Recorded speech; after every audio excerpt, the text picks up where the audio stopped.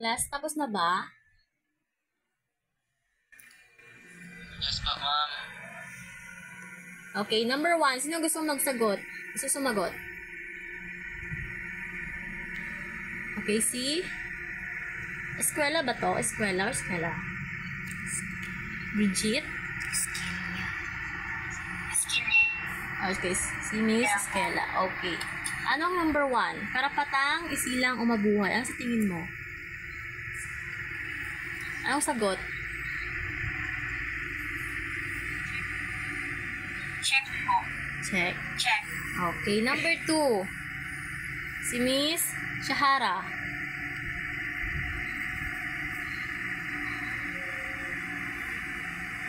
Number 2, Miss Shahara.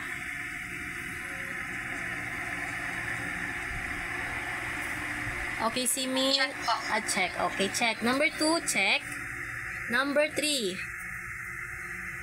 Si Kate.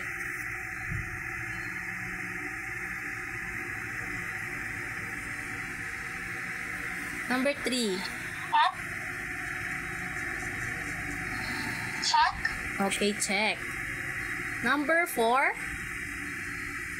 Si Feo.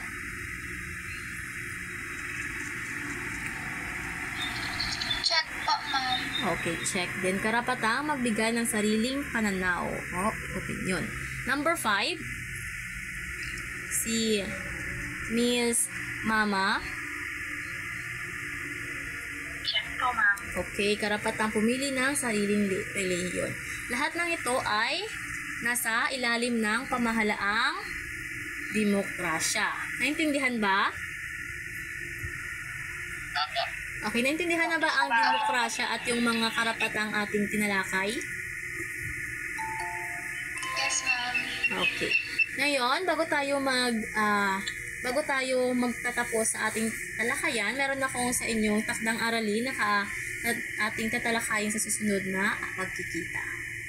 Kopyahin lamang at sagutan nyo lamang ito sa one half at ibabalik nyo sa akin ito sa pagkikita natin ulit.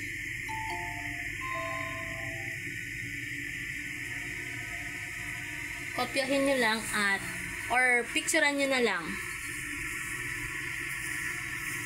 Naintindihan nyo ba? Na-screenshot na, ma'am. Okay. Sa ating pinag-aralan, may mga tanong pa ba kayo?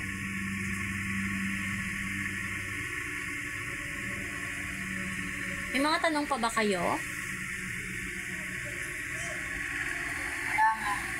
Wala na. Yung iba, wala na mga tanong?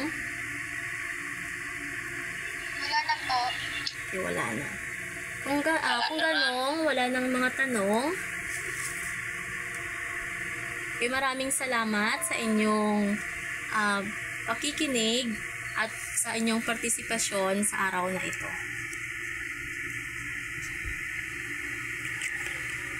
Pwede ko bang mag-picture sa inyo? Open cam, pwede.